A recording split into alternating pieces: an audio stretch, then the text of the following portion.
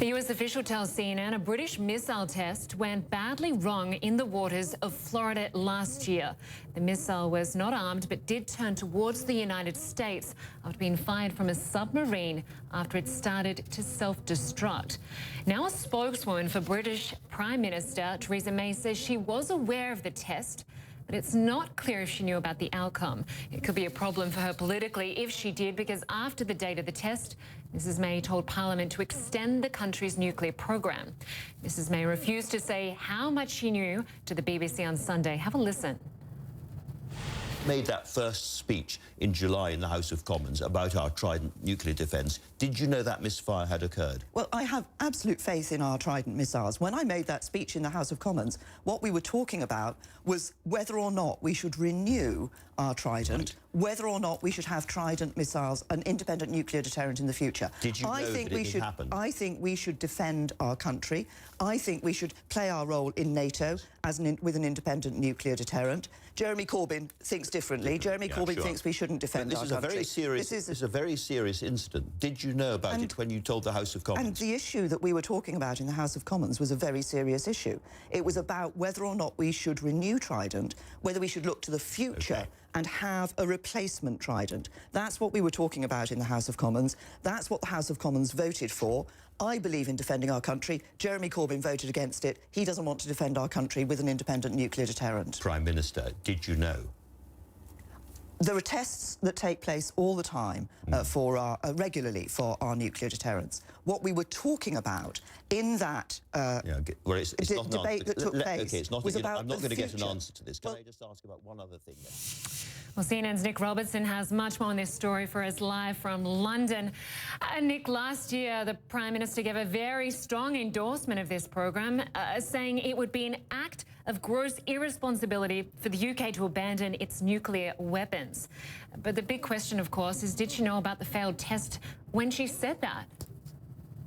Yeah, there's credibility on the line here, and not just of Theresa May's credibility politically at the moment, but also the credibility of having a deterrent. If you can't fire it straight, then it's not a deterrent. So that's one issue. What we're hearing from the MOD is that they do these tests and calibrations of these missiles every few years, that this was a new ship, or rather a refurbished ship that was going through certification and test procedures, and the crew passed those test procedures.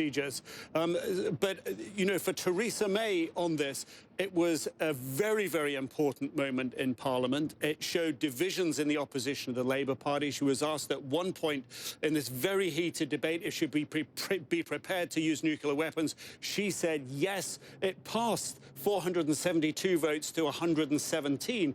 But because it was such a heated debate, and because it relates to $50 billion worth of defence spending in Britain, her credibility, did she or did she not know of the outcome of this test?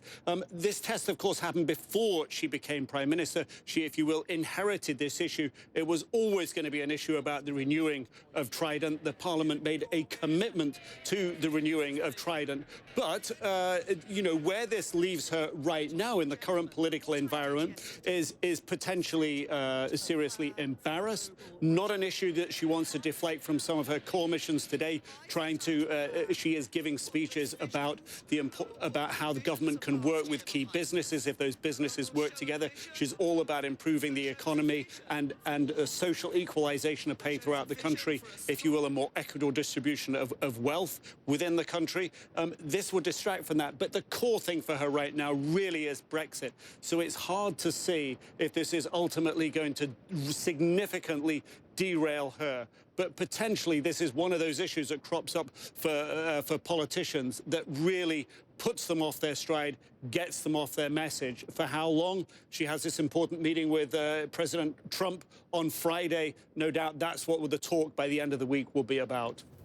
So, yeah, as you said, moving on to that meeting with Trump, despite the political problems she's facing domestically, this meeting, that being the first world leader to meet with the new president, is a bit of a coup for her. Hugely. When you think about when President Trump was elected, Theresa May wasn't the first, second, third, or fourth, or fifth even person to get a phone call into him. So the fact that she's first through the door at the White House, first world leader through the door at the White House, is significant. It's very significant. Donald Trump believes in Brexit. He believes he has an ally in Theresa May. There's a lot of talk about Ronald Reagan, Margaret Thatcher, this perhaps a new era, Trump and May.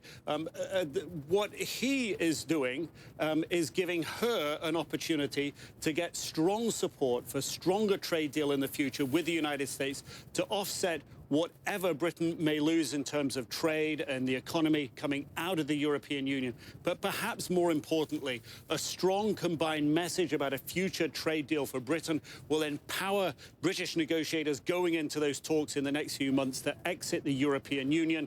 And of course, that worry within the rest of Europe that Donald Trump might try to use this as part of his vision that the unity of Europe not so important. That's a concern on continental Europe.